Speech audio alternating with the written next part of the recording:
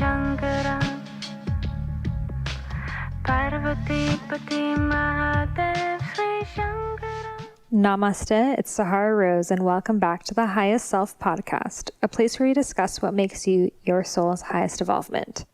This episode is brought to you by Ayurveda. Ayurveda is a modernized Ayurvedic supplement company that takes certain issues that we have, such as mood, joints, immunity, digestion, and creates these custom little packets exactly for us, infusing ancient Ayurvedic herbs with modern vitamins and minerals. I take the mood formula daily. It is great if you work a stressful job, had adrenal fatigue, ever suffer from anxiety or even depression. And it really heals you from a fundamental and holistic level. So if you want to try it out, head over to Youveda, YOUVEDA.com. Use the code Sahara and you'll receive 35% off your first order. And they now ship to almost every country globally. So check it out if you live internationally. They may be shipping to your country too. And they just added India, guys. Also, I'd like to make my book tour announcement. I will be coming to several different cities, not just to share my book, but to have a Bollywood dance party and hug each other and talk all about the doshas and relationships and business and self-care and everything in between. My book launch events are so much more than me just talking about the book, but it's really a way to create community and to have a lot of fun. So come join me October 12th in LA, October 17th in New York, November 30th in Miami, and I'm going to be going to San Diego sometime in between then. Head over to my website, eatfeelfresh.com/book. I'm going to be adding some more cities, so head over there so you can stay tuned, and I'm so excited to meet you in person. This is one of those episodes that you sure are going to evolve. I am so excited to bring Cathy Heller on the podcast. So if you listen to the podcast, Don't Keep Your Day Job, she is the host.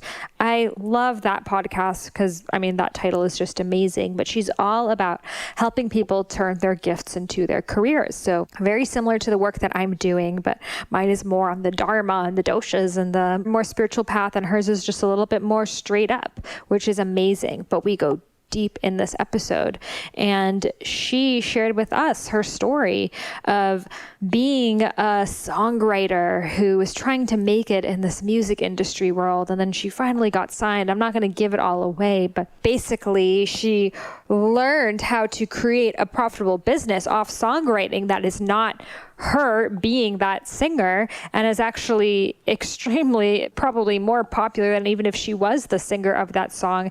And now she helps people take different creative businesses into their full-time gigs. So we talk about her journey growing up, really touching story that she shared about, her mom, the difficulties she had growing up, and how she had to learn worth. And worth is a really big topic on this episode, and knowing that you are worthy of everything it is that you want, and learning how to monetize creativity. It feels like those are two ends of different coins, but they're the same coin. You can monetize and create a living doing your creative pursuit. And we talk about online programs and e-courses and all of that. So if you're really interested in having an online business, this is an amazing episode for you to listen to.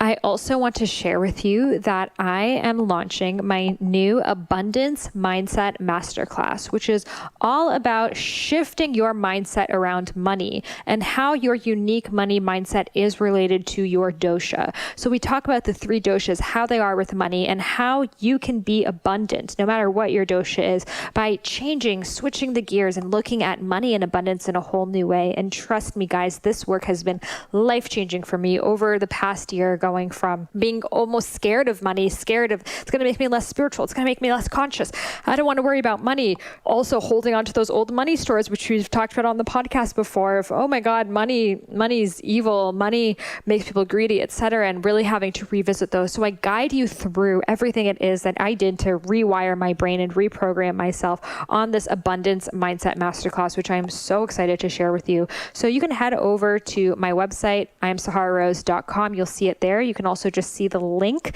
in the bio of this episode. You can head over to the Abundance Mindset Masterclass. There's going to be a live webinar component. So we are going to get started at the beginning of November.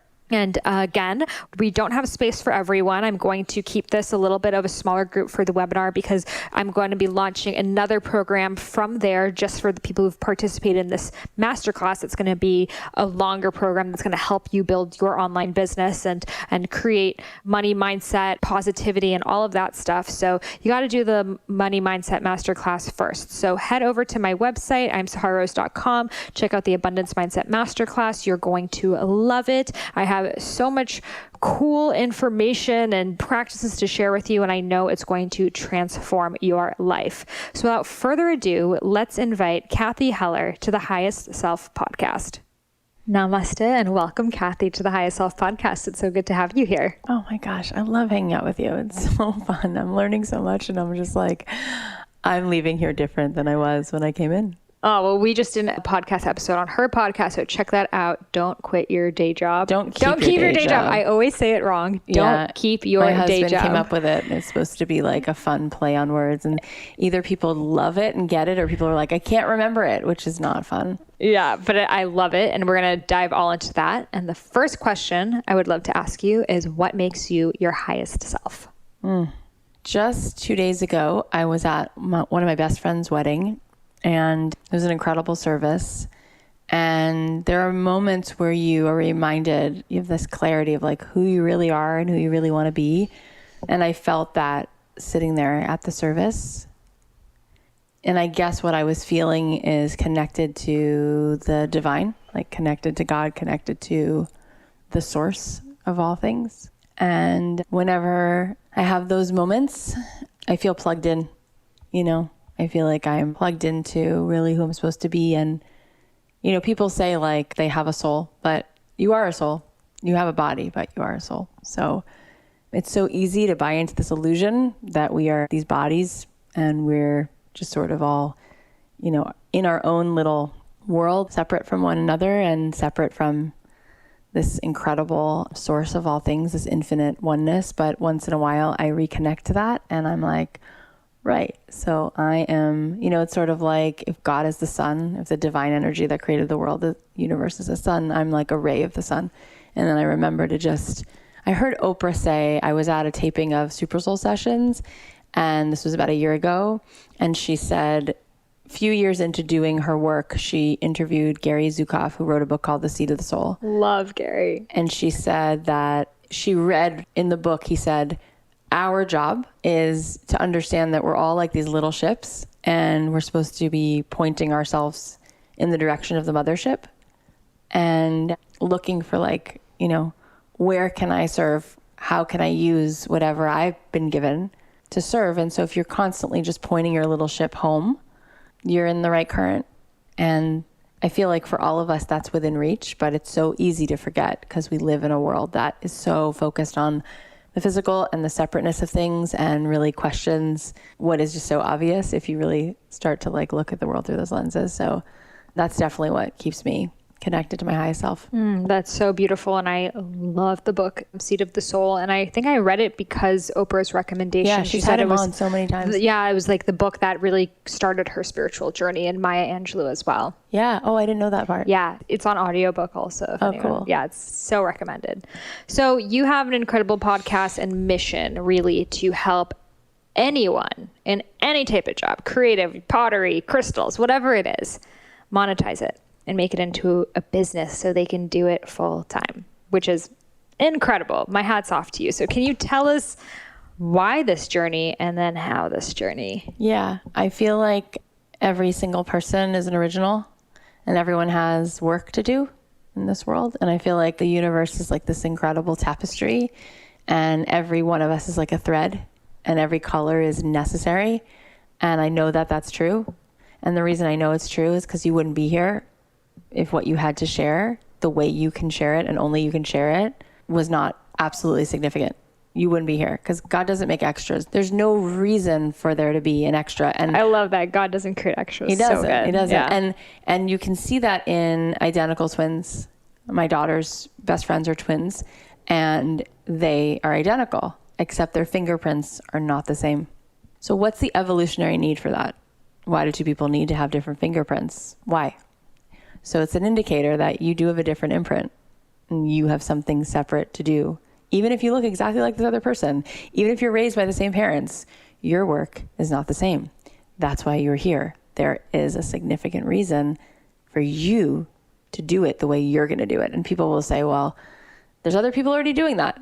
There's other people already painting. There's other people already making soap. There's other people already making pie shops. So why do I need to do that? There's no room. If it's in you, if that wanting, if that yearning is in you, it wouldn't be in you if you weren't going to be able to figure out a way to serve the world somehow in some way. Now, you might initially be drawn to it in one way, but if you go in and you dive in, eventually you're going to be led to where you can serve the most. And so all of it is calling you for a reason. And so I really fundamentally believe that the opposite of depression, it's not happiness, it's purpose. So when I was growing up, my parents had a very typical 80s life, in the sense that they weren't thinking about consciousness. They weren't necessarily reading those kinds of books or going to yoga. Their marriage was not great. They eventually got divorced. Like a lot of my friends, a lot of the baby boomers wound up breaking up.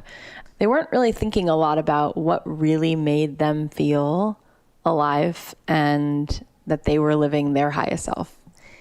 And I watched them really struggle. And my mom struggled with depression. My mom struggled with being suicidal.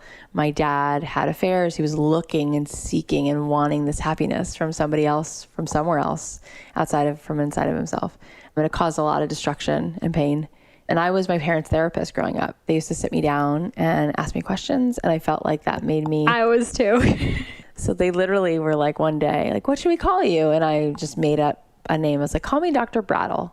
I don't know why. Maybe I'd seen it somewhere. I was only 5 years old. And so they say, Dr. Brattle, can we have a session? And I would sit with them, and I got praised for this. And I thought that this meant that I was really, really smart.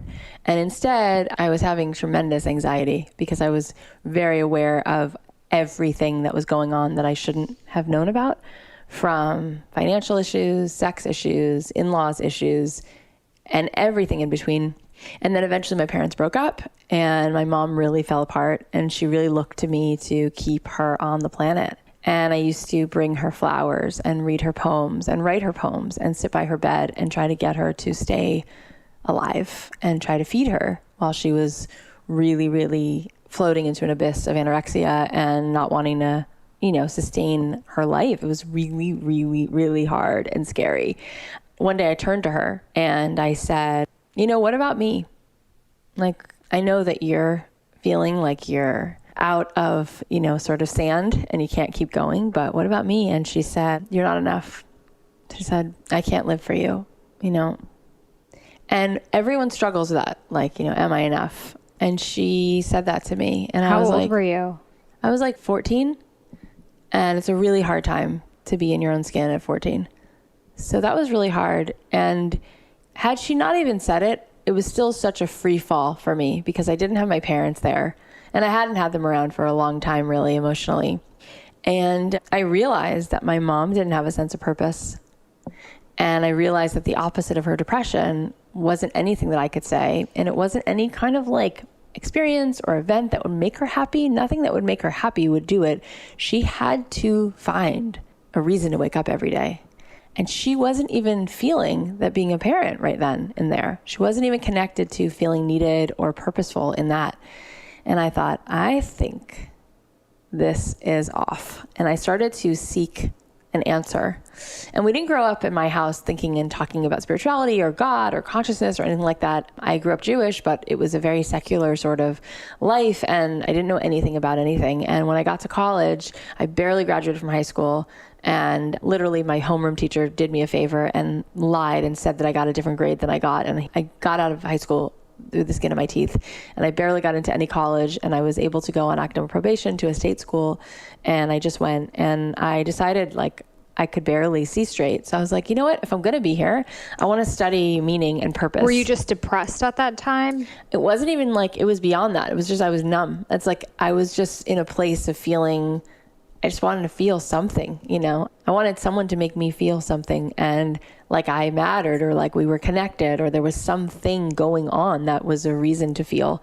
And so I started taking religion classes, and I was like, I want to study Buddhism, and I want to study Sikhism and Jainism and Taoism, and I wanted to learn about why people feel that there's a spark and there's a reason. And I started taking all kinds of classes, and I became a religion major, and I wound up taking a trip to Jerusalem, which I didn't know I would ever do. And I thought I would stay there for a few weeks, and something was happening. I was walking through the desert one day, and I just was crying. All these tears just kept coming out, and I just felt there was something very big that I knew was there, and I just wanted to go home so badly. I just wanted to go home, and I could feel that home was a local call. And I felt something that was going on. I couldn't even put words to it. And it makes me cry thinking about what that felt like. That hug. It was just there. And I started to say, you know what, I think I'm going to stay here. And so I stayed in Jerusalem for almost 3 years. And I thought about moving there and staying there for the rest of my life. I felt like in the back of the math book, there are the answers to the odd problems. And I felt like someone had just like shown me the answers. And I was like, oh my gosh. And then I thought, okay, but I don't want to just like sit here on top of a mountain and meditate for the rest of my life. I want to take whatever it is that I'm soaking in. I want to just make sure that everybody knows this. And so similar to you, I just felt like I was on this mission, like a quest to take what I was learning and put it into words that people could hear it and help them know this one fundamental thing, which is what we started with, which is that you are an original and you're here to do something that only you can do. And you are so loved, and you don't have to earn that. It's already right there if you just kind of like open up to it. And you have so much wisdom and wholeness and inherent like incredible depth to share, and your perspective matters so much. And I just wanted people to know that. And at the time, I was a songwriter. I was always a songwriter. That was how I sort of got through life. That was my healing. When things were hard for me, I would go in my room and I would write music, and I would sing into a tape recorder as a child. And I always thought, one day I'm going to get out of here and everyone's going to hear me and I'm going to be heard, because I wanted to be heard so much. And so leaving Israel, I remember thinking, this feels so out of alignment with everything I'm feeling that I have this need to be heard. But I still was wrestling with that. And at the same time, I wanted to serve. So it was a mix of, I still felt this need for validation. I wanted people to hear me, and I wanted to write this music. And that's what I said earlier, is like you start with one thing and then eventually you just get led to exactly where you need to be. And so the door that you're opening, it's going to be the right door. Even if it's messy, life can be in pencil, and the clarity comes from the doing. And so you go and you do and you do and you get led. So I was like, I have this need for some reason. I don't know why. I have this need to write music. I really want to write music. And so I left and I came to Los Angeles, and I was writing music, and I wanted to get a record deal because that was the only way I thought a person could make a living writing music. And so this is one thing we talk about a lot on the podcast, where there's so much between where you are and Beyonce. There's so much between where you are and Deepak Chopra. There's so much between where you are and Michael Jordan, between where you are and Martha Stewart. There's so many little places in between, but I didn't know any of that, and it wasn't modeled for me. So I just thought, I'm just going to try to do that thing, which is get a record deal, tour the world. And so I worked really hard to write music and reverse engineer, like you said. Okay, so if I want to have a record out, what would I need to do? Okay, so I would need to write music. Okay, who would I need to get it to? I would need to get it to the A&R people at these labels. Okay, who would know those people? Okay, what songs would I write? Okay, who would produce those songs? Which would lead me back to this moment. I need to go write a song and get it to this producer and produce it and then get it to this person. So I just did that loop many times until I finally did get a record deal. And I was signed to Interscope. And I was sitting with Ron Fair, who was my producer, and we were sitting at Sunset Sounds during the Lady Gaga recording session, because she was signed there and she was recording Paparazzi. And it was this incredible moment. I was sitting there. I had my like True Religion jeans on and my wedges, and my hair was all done, and I was the girl. I was like 24 years old with this record deal, and this was my moment. And yet something inside of me felt like I was going to get found out. You know, they were going to find out that I wasn't this girl who really liked wearing these jeans and these high heels, that I actually had this very rich, like spiritual inner world, and that there was something about me that was so much bigger than this. And I thought one day I'm going to be sitting at the cool table in the lunchroom and everyone's going to find out that there's so much about me that doesn't fit into this very physical kind of world. And anyway, I was sitting with Ron Fair and he turned to me and he said, Cathy, you're a really good songwriter. And you wouldn't be here if you weren't. We get so many demos, submissions, and, we're excited about working with you. And he said, when I first moved to LA, he said, I wanted to be a songwriter. And he said, I sat down with Bill Conti, who was doing the music for Rocky. He looked at me and he said, Ron, you're a good songwriter. You're an amazing producer. And he said, I'm just telling you, he said, you're a good songwriter, but there's something else. He said, when we sat with you at that meeting, we signed you. And there's something about what you say, and there's something about how you say it that I think comes through in your music, but there's something else there. So he's like, I just wonder, what's going to happen with you for real. It was an interesting conversation. And about 3 months later, I was driving down the street and Jimmy Iovine called me and said, we're not going to release your record. We're not sure it's going to sell. It's very sweet, but we're not sure if it's like edgy enough and hard enough and pop enough. I felt the same thing. But I was really upset. And so I was crying and I was like, well, I guess that's it. Because I went to see The Wizard of Oz and I guess I can't get home. So I guess I'm going to have to have a completely different kind of job. I can't be in music because there's no other way. So I guess I'll have to go work at a desk somewhere and I guess I'll have to settle and I guess that'll be it for me. And so I thought about going back to school. I thought about working in a floral design space because I liked flowers. I thought about getting a real estate license and I did. I worked in a preschool. Oh my God. I never got the license though. It was too hard. And I worked at this place in Brentwood selling commercial real estate and like bringing people to see these like $200 million buildings. And like, I did so many things. And 2 years later, I was driving down the street one day and I had to pull over because I was having a panic attack and I was like wearing a pantsuit, driving a Mercedes, and I started crying and I was like, this is not me. And I know that I'm here to do something else.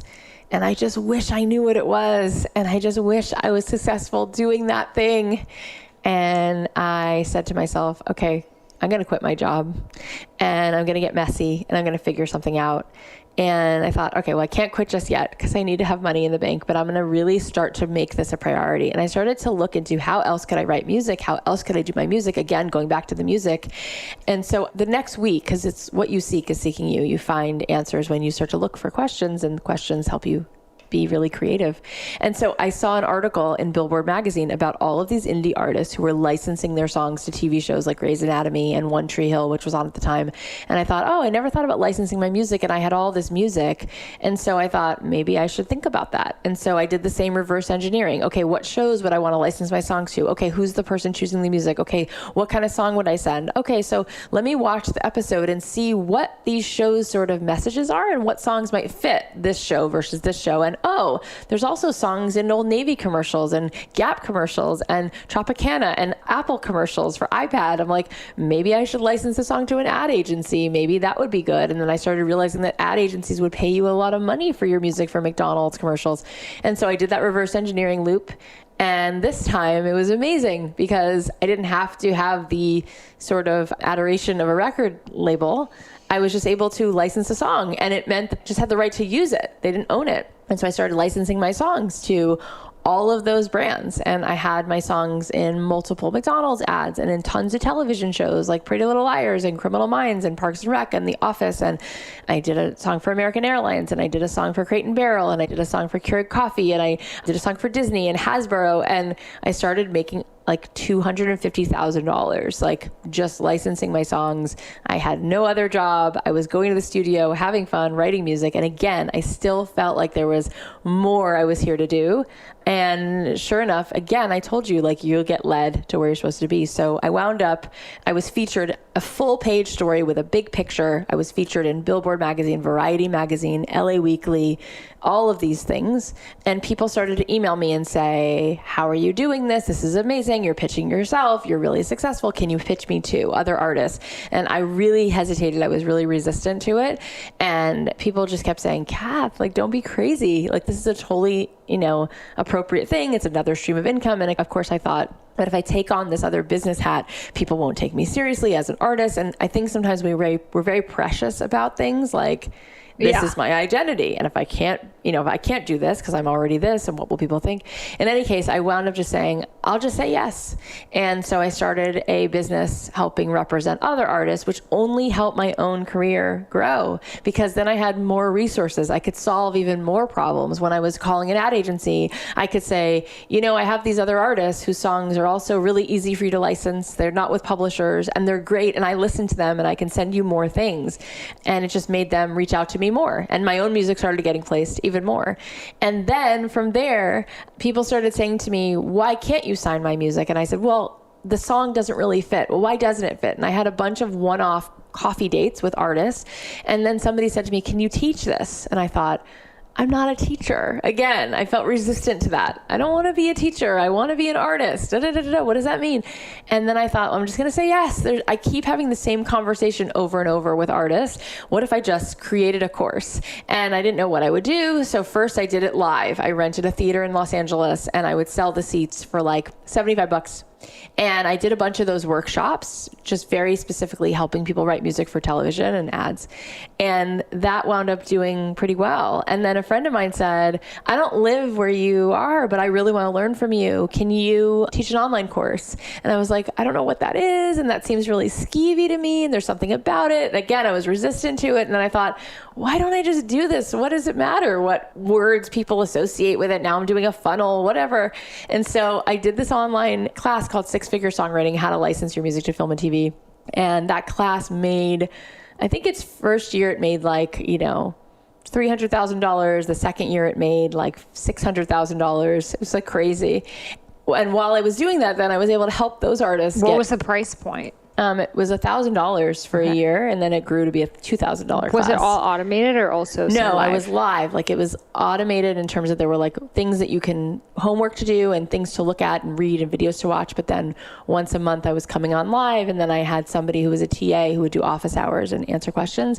So that turned into a big business. And then one of the students in my class said, you're so inspiring. And most of what you're teaching, like 80% of it is really applicable to anybody's profession, or especially people who are creative and who want to do their thing. So about, it's been like 20 months, I started a podcast called Don't Keep Your Day Job, like how to do the work you really want to do. And the podcast grew. And, we just were, hitting like 3 million downloads, and I got a book deal and I started speaking. I just spoke at Chris Gillibo's World Domination Summit to about 1,000 people. And I'm doing a lot of speaking. I'm speaking at the upfronts for podcasting in September. Instead of Ira Glass spoke last year. And it's very, very, very fun and very cool. And it only keeps like proving the points that I make on this podcast, which is you're going to be led to where you're supposed to be. And just like when I listen to your story, you don't have to have, MD next to your name, or, PhD next to your name, or have this many followers. Like if you are meant to do something and you have a perspective and you're courageous enough to do and just keep doing, you're going to find your tribe. So, that's my long story of like kind of how it all came together. And I'm very passionate about helping people do all this. Oh my God. I loved it. I was like gripping on my seat, like, oh my God. That's how I felt with you. It's so interesting. Well, my fiance works in the music industry and he does a lot of like A&R stuff, and he owns a management company. So I knew nothing about that world before. And now I see every day he gets so many emails from people. Hey, will you listen to my song? This, that. And he always gives like people feedback and stuff, but I see it's so specific, and they're looking for a specific person, and then you may fit that person they're looking for, but it has nothing to do with you. That's right. And so for so many people who want to be that like public face or the real like musician, which you had the opportunity to do, but your intuition said no, because your intuition knew I'm going to be going down this path, that it's not geared about me and what I want to do and what my message is. Yeah. It's about how well can you fit into our box. Yeah. And when you try to get out of our box, we're going to either lock you down or you're going to have a Britney Spears shave your head off moment. That's so it. And actually, even as you said it, I'm like, That is exactly how I felt. Like at the time, I felt like that moment when you're like making a deal with the devil. You're like selling your soul. Like I felt like, but this is what you want. This is what I want. And I'm so lucky in a way that I got dropped from the label because I knew I couldn't catch my breath. Like I knew I was about to just become a person who was just trying to please everybody else. And instead, I mean, I didn't even know what a podcast was then. Mm-hmm. I didn't know what a podcast was 4 or 5 years ago, probably. It's amazing. Yeah, no one did. And you got on there early too, which is amazing. And I think... You think? I don't know. I feel like I was late to the party in some ways, but... No, I mean, I feel like podcasting is kind of just really getting its big wave. So even doing it 1 year ago is like,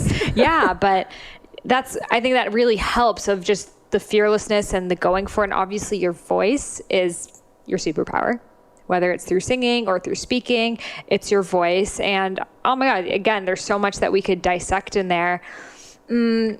What I would love to talk about, there's so much. I'm like, where do we get started here? That's how I felt with you. Okay, so what I'd love to talk about is how did you figure out how to create these online programs? So a lot of people are like, yeah, I have something to teach, but I know nothing about creating programs. Like, how did you figure that out? Did you do business coaching? Like, what did you do? No, and I love this question because you and I are similar in the sense that we have so much conviction around the why we do things, but I also love the business part of it so much. It's fun for me. Like some people play Sudoku. I love business. It's fun. And so I love talking about it and like the nitty gritty details. Also because I want people to start doing it because I'm fascinated. I'm fascinated by actually how effortless and easy it is to create incredible income, providing value and connecting with other souls and giving to them and reaching them. It's unbelievable. I just did a live event for my online course and I rented a theater in LA and we had people fly in from Australia, 3 different people from Australia who didn't know each other from different parts of Australia, New Zealand, Chile, all over the States, Vancouver. And this room was so packed with energy. And I was like, this is what I'm doing. Are you still running your music program? Was it for that or for? I do a couple online programs now, but that was for my music program, which is still going. And then I also now I have a course on how to start a podcast called Everyone Can Podcast, which I love because there's so many great people who have great ideas and I'm wanting to encourage them. But yeah, those are the 2 things that I've been teaching.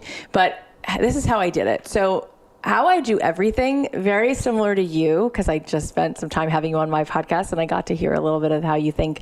I just do stuff. So instead of talking about it, I figure the very, very best way for me to learn more about this is to do it and to be messy. How am I going to actually learn how to drive the car unless I'm sitting behind the wheel, turning it and going, oh, that's how much force I need when I'm making a left turn. Okay, that's how much force you need when you're actually braking. Like you have to do it. It's like talking to your best friend when you're in 6th grade. How do you French kiss someone? She's like trying to show you and like, it's a disaster until you just do it and you know exactly what to do. Yeah. It's like being a mom, or anything. So I just do stuff. And so how I built this was I understood I just spend a little time sometimes researching things. And I started to understand that, okay, if I want someone to buy into whatever I'm selling, I have to give them a taste of that. So I thought, okay, so the first thing I need, and this is the other thing I have going for me. I'm super naive.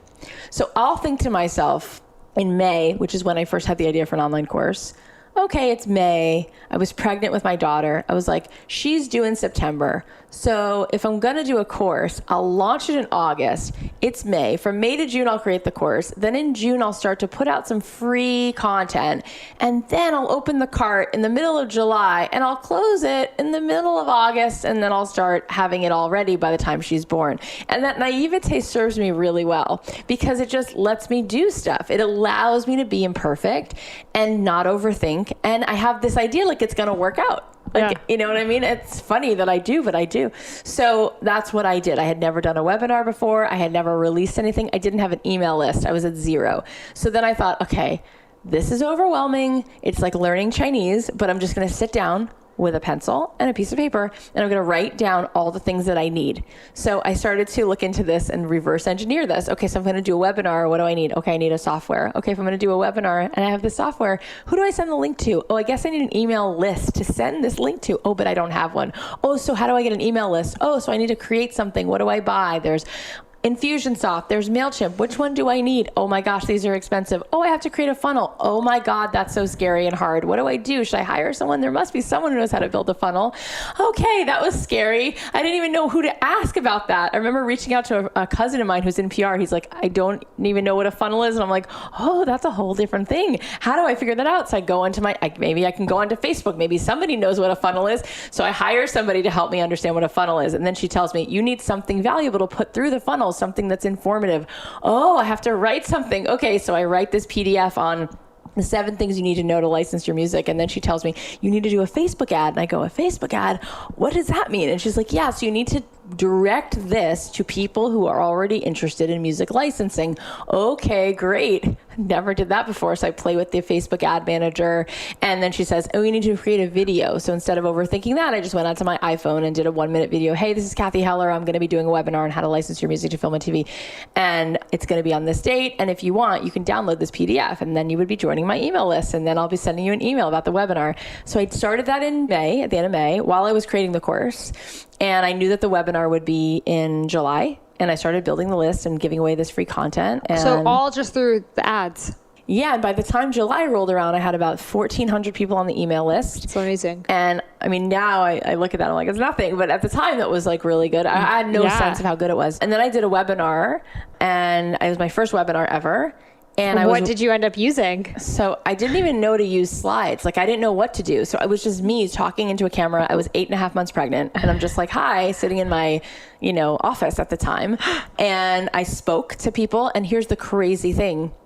I'm looking at the ticker to see how many people are showing up live. And I'm starting to my breath starts to be like, it was hard to breathe because there were 1,004 people were on the webinar. Out of a 1,400 list? Mm-hmm. That's so insane. That's crazy. Yeah. And that's, by the way, never happened to me again. I'm telling you, this naivete and this sort of let's go and why not? And I spoke, and at the end I said, okay, the cart's open if you want to buy the class, and the class will start in a few weeks. Which I also don't do it that way now, but whatever I did then that day, I remember watching people buying the class. And I remember at the end of the day, I was like, wow, I just made $46,000.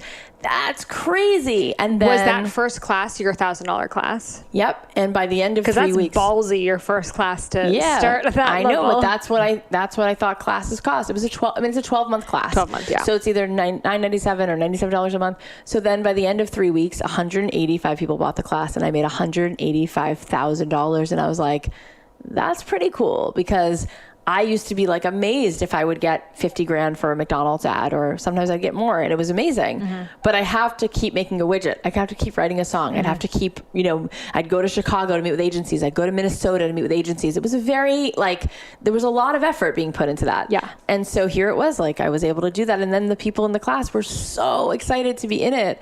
And then it just kept you really growing. shut down your cart after 1 month. It was 3 weeks. Now, if I have a cart open for a course, it's 5 days. Wow. 5 days. I think that fear comes in of well, what if people don't know about it yet? I need to keep the cart open. I need to keep the cart open. And then people keep it open for a long time. Yeah, I close the cart after 5 days, but then I'll do another launch every 4, 5, 6 months, something like that.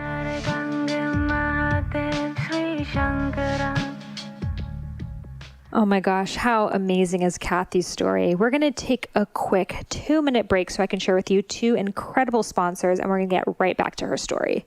This episode is brought to you by HelloFresh, a meal kit delivery service that shops, plans, and delivers step-by-step recipes and pre-measured ingredients so you can just cook, eat, and enjoy.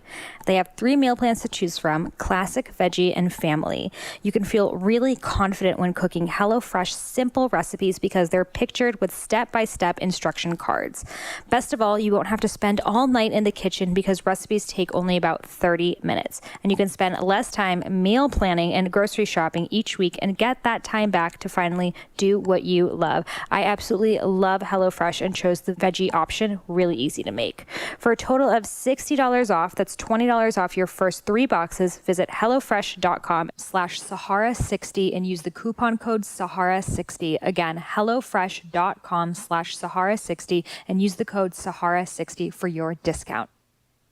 So we've all been constipated before. A lot of Vatas listening, and we all know how horrible it feels to feel bloated and sluggish and just not like your healthiest and happiest self. And in fact, the average person holds about 10 to 15 pounds of toxins in their colon, which leads to a whole host of issues later on in life. So it's really important that we naturally detoxify these toxins, which Ayurveda recommends doing every season. So I highly recommend using an all-natural tea. I really like Teami blends. You can head over to Teami, Teami blends.com and use coupon code Sahara for 25% off any orders above $49.99. They have a great 30-day detox program. Again, all natural products, and it can really help your digestion, especially if you're feeling a little vata imbalanced. Now, let's get back to this episode.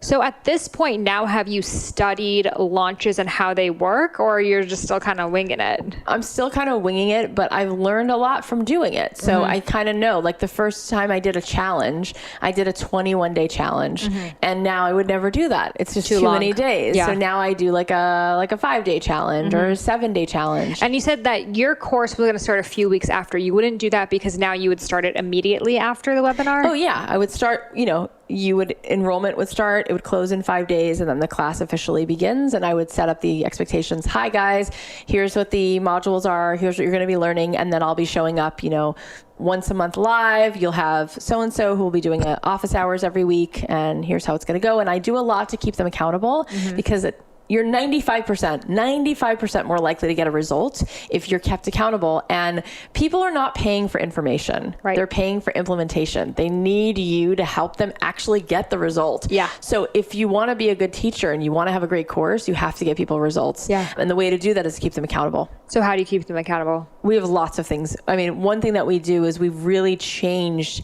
the program from being just like, here, we're teaching you things, to we are going to listen to your work and evaluate your work. So for people writing music, 2 or 3 times a month, we give them actual opportunities, things that are coming in where we need songs for Pepsi, we need the song for Nike, and we give them an opportunity to submit the song. So that keeps them really excited about and sometimes the students haven't gotten it. So we've used that for marketing too. Yeah, we've had like 46 of our students get major licenses. Like somebody just got $80,000 for Coors Light. Somebody got a $55,000 Starbucks ad. It's really cool. These are artists who, they were in the jungle of like, I want to be an indie music person. How in the world would I ever make $80,000? I mean, you're not going to do that from touring. Yeah. I mean, if you're indie without a label. So it's really been cool. Yeah. So, and now I do that with my podcasting course also. And I say things to them like, I'm going to bring people into the class to listen to your ideas, like people from different podcasting networks, other good podcasters. You can pitch your ideas. So that keeps them sort of feeling like, I want this person's feedback and I want this opportunity. So that keeps people accountable. So when you had that idea for the first course, and you decided it's going to be a 12-month thing and it's going to be $1,000, and like you really like created a school, like that first thing, that's like a full out school. So what did that process look like of like how you were going to put together the modules and what software is it going to be on, like all of those questions? So I'm really, really big at screw perfect, stop. Because the perfect thing actually ruins everything. So that's how I do my podcast. I remember with the first episode, I recorded it 8 times in my closet. And at the end, I was like, I can't do this, because if I do this, I will never put out a podcast every week. So what I'm going to do is I'm going to do the episode, and that's it. That's it. So I'm the same with everything. So with the course, I got really overwhelmed. And I was like, oh my gosh, I need the slides to look beautiful. I need to make sure every piece of information is in there, like it was my magnum opus. And then I thought, no, what I'm going to do is I'm going to brain dump. And I encourage people to do this all the time for whatever it is that you want to create, especially if it's a course or a book. Open a Google Doc and let yourself brain dump. Editing and creating are not exactly the same process. Oh my God, I always say the same thing. So make the crappy version first and give yourself permission. It's going to be crappy. Awesome. I'm going to do it. I do this with songwriting too. And this is one thing I teach in my songwriting class, which is stay on track, be consistent creating songs, meaning you're going to have to get over being perfect. Like let yourself write songs. You know, Ed Sheeran talked about how like, if you go camping and you haven't been in this cabin in a while and you go turn on the water and you turn it on, it doesn't come out clear water. It comes out like sludgy brown water. And then you let it run, it gets clearer and clearer. So he said, as a songwriter, You have to allow yourself to just like let it come out, and it gets better and better and better. You can't get to brilliant stuff if you're in need for it to be perfect from moment one. You actually will be so overwhelmed by your own feelings of inadequacy, you will walk away, and that sucks for you and for the world. So what I try to tell myself is just put it out there. So with the course, I did a lot of brain dumping. What could I possibly teach? I did this with the podcasting class. What could I possibly teach somebody about podcasting? What could I possibly teach somebody about songwriting? Whatever my class is. And then I go back the next day and use a highlighter tool on the computer, and I'm like, okay, this section's good. I like this. Then I print everything out, and I literally take a scissor and I start cutting pieces of different papers, and I put them on the wall, and I start making sort of like, these all go with this chapter. These all go with this module, whatever it is I'm looking to create. If it's a book, if it's a course, and then I will create slides. And I'm not so high tech. Like I bought ScreenFlow. It costs like $100, and I opened up my Mac Keynote and I record myself, speaking. I have an incredible assistant. And there's so many amazing assistants. Mine went to Boston University, she's 25, brilliant, and you can find an assistant who's smart. How did you find an assistant? I found her through a friend. There's a lot of smart people, and he found her just by putting up an ad on an entertainmentcareers.net. He was looking for someone to help him with his podcast. But there are so many smart people out there. I found another one. I have a team now of 6 people. I found another one of my amazing staff by going through UCLA and looking at they have an internship program, so you can give people credit for things. And there's so many smart, thirsty, hungry, awesome graduates who can help. Anyway, so you can pay somebody $25 an hour to help you put things together, which can be incredibly useful. So we just put the course up there. And the course now has had a couple different iterations. By the way, for everything successful that I've done, there's been 8 things that completely failed. I started the podcast, and 1 week later, I got an email from this woman who was my lit agent. She left because she became a publisher. She went to Simon & Schuster, but she was my agent at the time. I got an email from her. I didn't know her. She's like, you should have a book. And we had a bidding war, and I got a book deal from Macmillan. 2 years ago, I wrote an entire book on songwriting and how to make a living as a songwriter, wrote the book, sent it to 30 lit agents, multiple publishers. Everyone said no. Some people didn't even write back. And then other people were like, never, this will never. So that was a no. 6 years ago, I had done a bunch of classes at the Mindful Awareness Research Center at UCLA. I took all these mindfulness classes. This was before I actually started to make really good money with licensing my music. So it wasn't 6 years ago. This was in 2007. So my God, that's a long time ago. But I remember thinking mindfulness, maybe I can combine mindfulness with music. And I actually got a deal with the Jim Henson Company to create a TV show for kids called The Peaceful Place. And we all loved it, and it was beautiful. And we shot a pilot, and we went to every network, and I was all excited. And we went to PBS and Sprout and Disney Junior and Nickelodeon, and everybody said no. And I spent 2 years on that. So I just want to be clear. And then there have been other courses, like you were talking on my podcast, you were talking about how important it is to be specific. I started a course 6 months ago called The Creative Workroom, which was like, if you're a creative person and you want to grow your business, here's a class. It was way too broad. The class still made, I think, $85,000, but it was, oh, no big deal. it just didn't feel like my zone of genius. And I think being specific is really, really important. It totally is. And I mean, what is amazing about what you're doing is you clearly have this educator in you. Maybe in your past life, you were a teacher. You were very good at really creating systems to teach other people, because it's one thing to know something, but it's something totally else to be able to teach it to other people and figure out, okay, how am I going to keep them accountable? And what are the systems I can set up? And how am I going to do the modules? And what platform am I going to use? There's so many questions, especially with all the technology out there, which I'd also love to ask you about after, what tools do you recommend?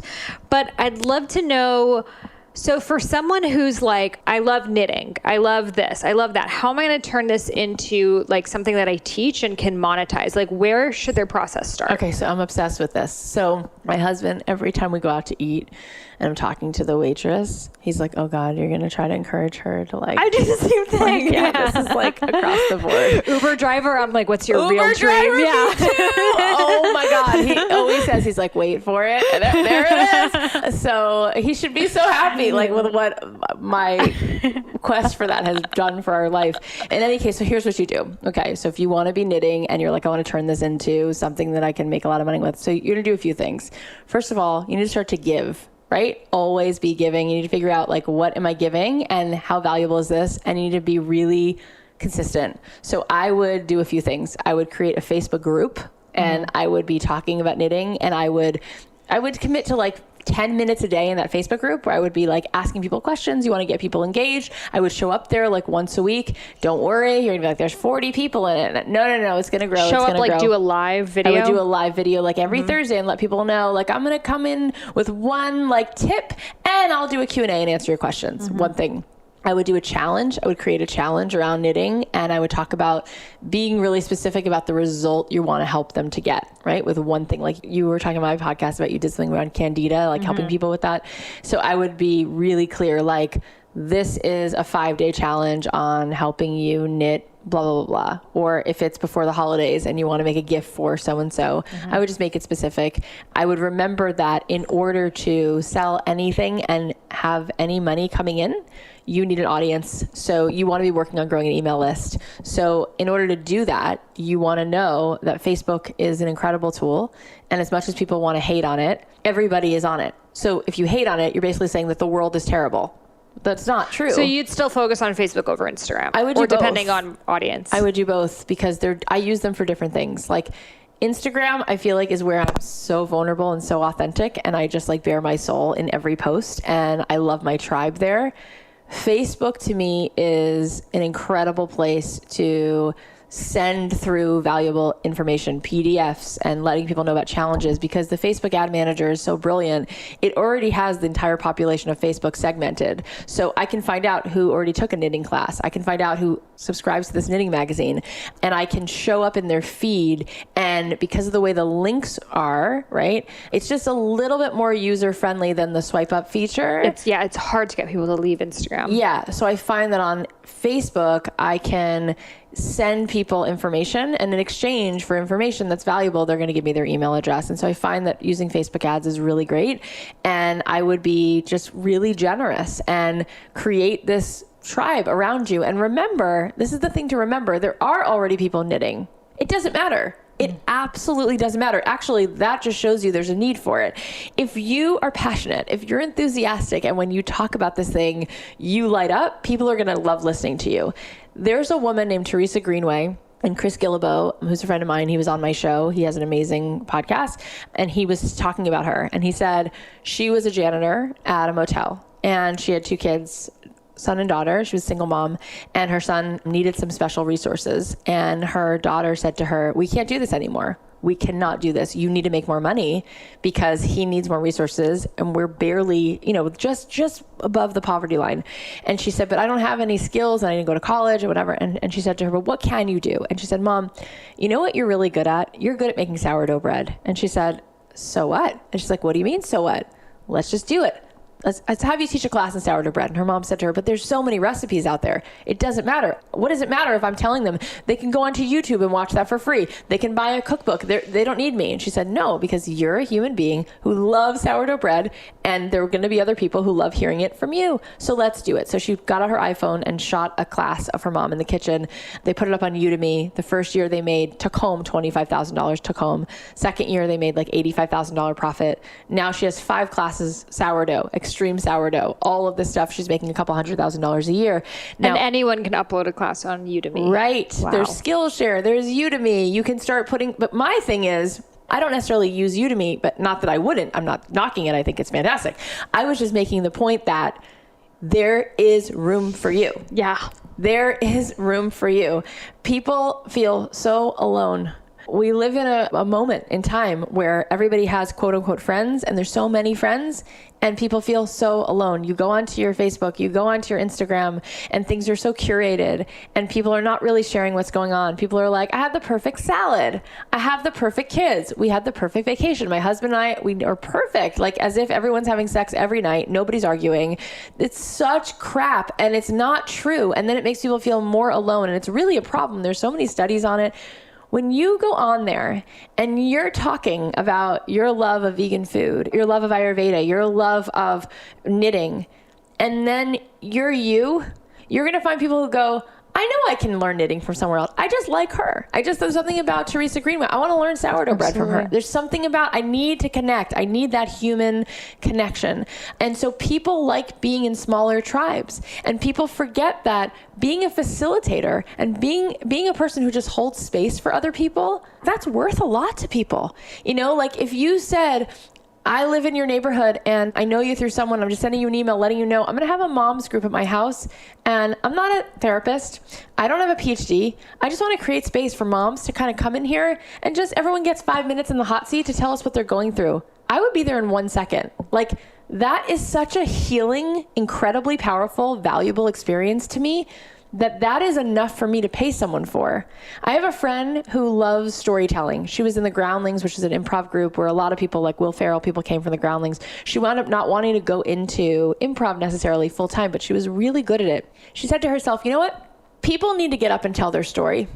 So she created in her house an evening where people would drink wine and they would decide ahead of time which 3 friends were going to get up that night and tell their story. They had 8 minutes and all they had to do was do 2 things. They couldn't apologize. They couldn't say, oh, you guys, no apologizing for yourself. And you had to tell the truth. It was so cathartic. People would get up and just tell a true story about their life.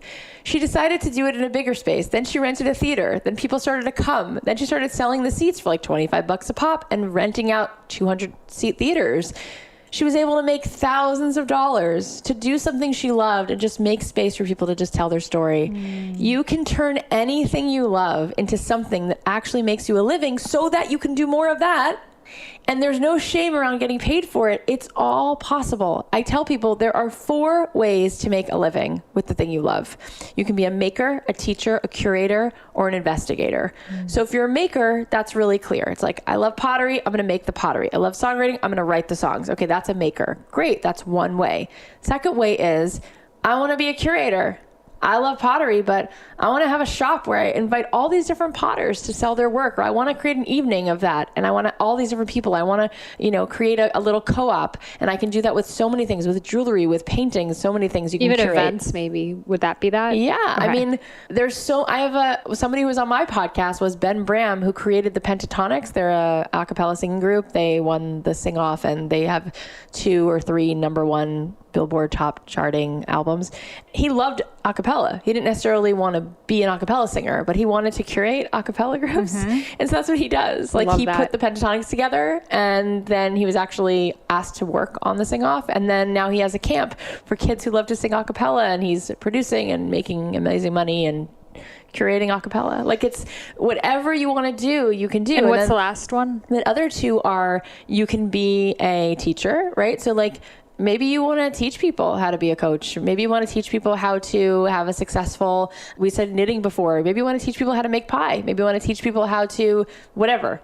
And then the last one is being an investigator. Like there are people who spend their life just wanting to research something. Like, I don't know about you, but I'd love to travel the world and find out about different cultures. Or I'd love to do a podcast that just sort of, I don't know anything about any topic, whether it's plants or whether it's furniture or whether it's the movies or whether it's the country of Spain, but I want to investigate it. Gretchen Rubin was a lawyer she was on our show, and she was like, I want to be happier and I don't really know how to be happy.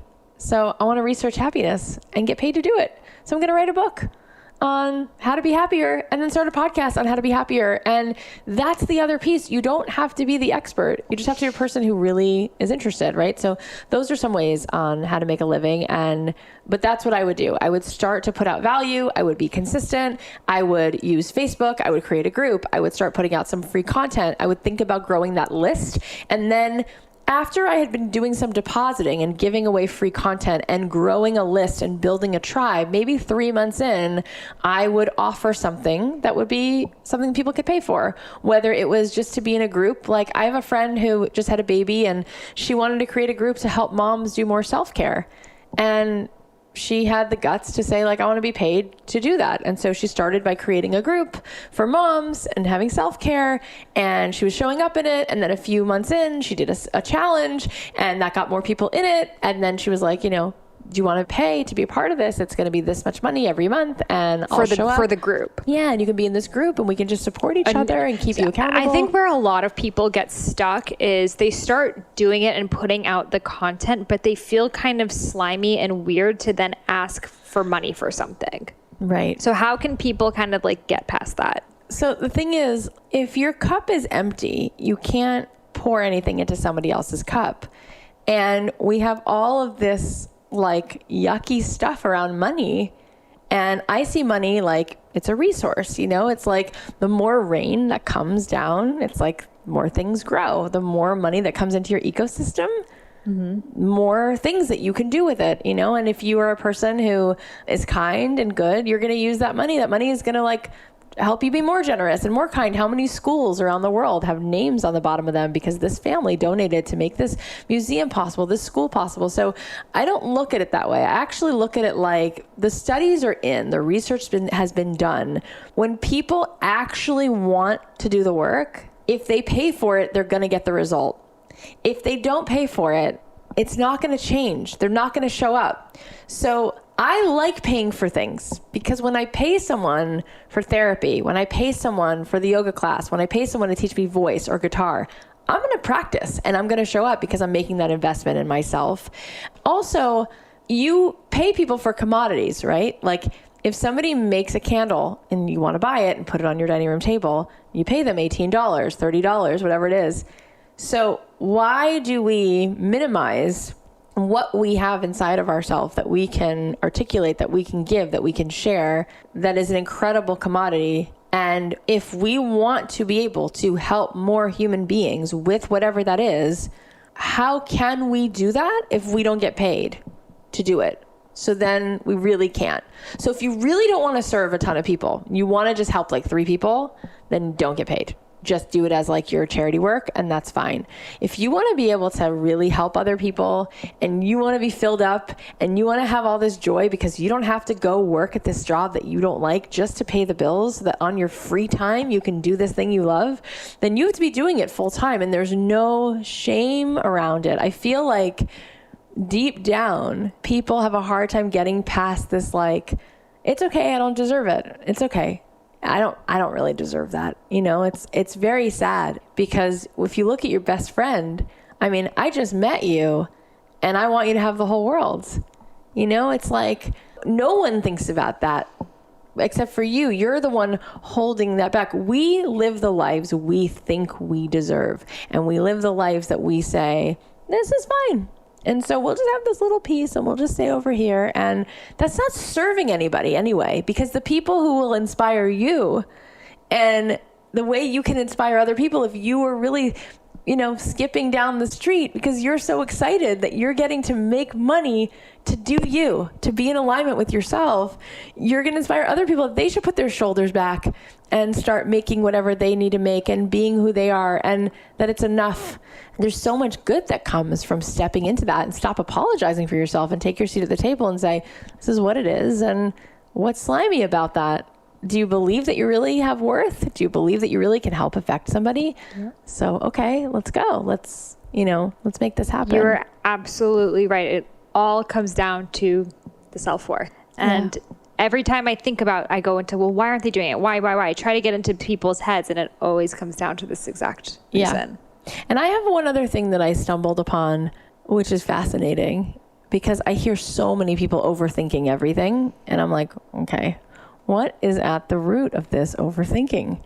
And I realized that one thing that we do, and people got really good at doing this, is we like to tell ourselves that we don't want it. Because if I can tell myself that I don't want it, I'm not going to get hurt. So I don't want it. And I'm fine. So we do this thing where we lie and we go like, I'm totally fine. How's your relationship? It's fine. How's your job? It's fine. How's your health? It's fine. So that's not great. And it takes tremendous courage to say, it's not fine. I really want this other thing. Because you know what? I might go for it and I might get my heart crushed. And that takes courage. When I look at people who are successful, I think they're really courageous because they put themselves out there. It's not easy to do what you do. It's not easy. We're really vulnerable. We're like out there. We are saying like, I want to offer this. I want to do this. I want to, create a podcast. I want to write a book. And there's a lot that you have to have courage to do. I feel like early on in our lives, we get our heart broken. We get disappointed. We have like primal relationships and things, we get hurt in these beginning sort of important moments growing up. And we tell ourselves, oh, I have a really good strategy. I know what I'm going to do. If I don't want things, if I don't need anything, I'm never getting hurt like that again. So I'm going to tell myself a story about what I need and what I want. And I'm going to say, well, I just don't need that. I'm fine. Like I have this job. I go home, I watch Netflix. I make 60 grand a year. I'm really fine. I'm great, actually. You need that. It's good for you. I don't need it. I'm totally fine. So true. So that is what I really want to do is paint. But one day when I was like 8, my dad told me I'm not good. And I don't want to feel that again. So I'm not going to paint anymore. But I don't want to tell you that. I just want to tell you that I'm fine. And what I really want to do is get off this bench and throw the ball. But I know I'm not going to make that basket. So I'm just going to sit on this bench because I don't have to feel that. I won't have to feel like a failure if I sit on this bench. Except that in the end of my life, I'm going to look back and say, the only thing I regret is not getting off that bench. So we have to have the courage to be messy. And you are going to be messy. And it's not going to be perfect. It's not going to be the perfect song. It's not going to be the perfect marriage on day one. You're not going to be the perfect parent. But you're going to keep going and you're going to get better at it. And it's the greatest adventure of a lifetime. And there is pain. And you're going to get hurt. And it's okay. That's the other thing is like, people don't think they can tolerate pain. Mm-hmm. Yep. Well, I don't want to do that because that would be uncomfortable. Great. So if you can't be uncomfortable, like how would our lives be different if we And didn't it's an run from illusion that? because trying to stay comfortable all the time is actually going to make you really uncomfortable. Oh, sick. Terrible. I mean, It's what like- happens to water that doesn't move? It's Right. like poisonous, stagnant, gross water. Exactly. And once that thought is in your head, you're not going to be able to let it go. You can pretend it's not there, but it's still there. It's And you're there. going to keep going back to why didn't I paint? Why didn't I pick up that basketball? Whatever it is.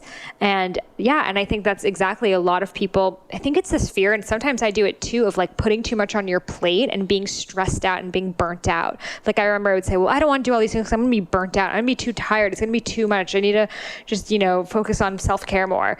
And it was my own way of playing small. It's like this like weird kind of spiritual way of playing small. Oh, right. Yeah. I've had that too. Yeah. Of just being like, oh, I don't really need it. And it's like, sometimes that's a wise decision, but sometimes that's just you trying to stay in your small bubble. Yeah, no, I hear that too. So one thing that whenever I'm talking to people recently with my cousin, she's amazing. She's a great decorator and designer. I'm like, why don't you become an interior designer? And her thing, and a lot of people saying is it's too late. If I get started now, there's already people who've been doing it for years. Who am I to start at the beginning now? It's just ridiculous. What everybody does this. It's like, I'm too late. I'm too old. I don't have enough of this. I don't have enough of that. No one feels ready anytime.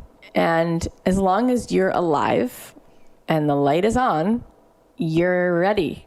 You're ready to go. It's like you're alive or you're not, right? Like one day, I wish this wasn't the case, but one day people aren't here. But if you're here, so there's a reason, right? And so if there's something that you love doing, it's just as good a day as any to get started in doing it. There have been so many people who only found the thing that they wanted to do later on, which makes sense. In a lot of cultures, old age is like revered. And in our culture, we sort of send those people out to pasture.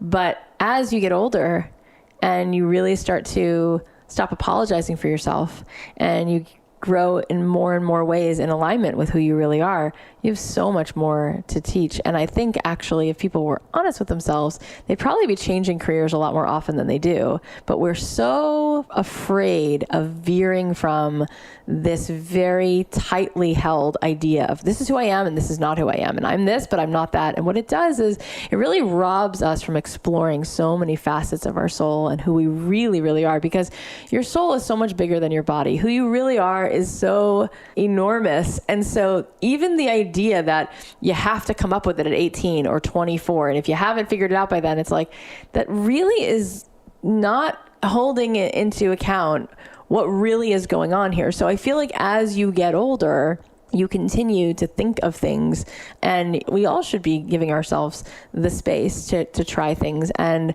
I see so many people who it's their second thing, it's their third thing. They try that, and then that's when everything starts to gel. There's nowhere that people go, wait, how old are you? That's expired. That doesn't work. Like, that doesn't happen.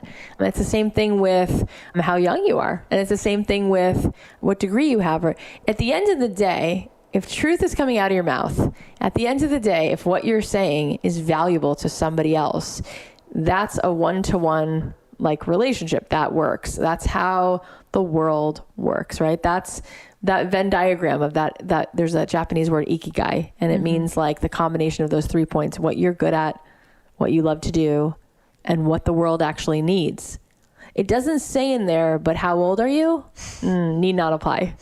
It doesn't say to you, sorry, but that's only for someone who has this education or this zip code or the skin color. None of those things. It's like literally when you're standing in front of this other human being, do you make something that they need? Do you say something that they need? That's the question. Is what I have to say, teach, do, create, provide helpful? So then the only question every morning is, God, universe, however you want to say it, where do you need me?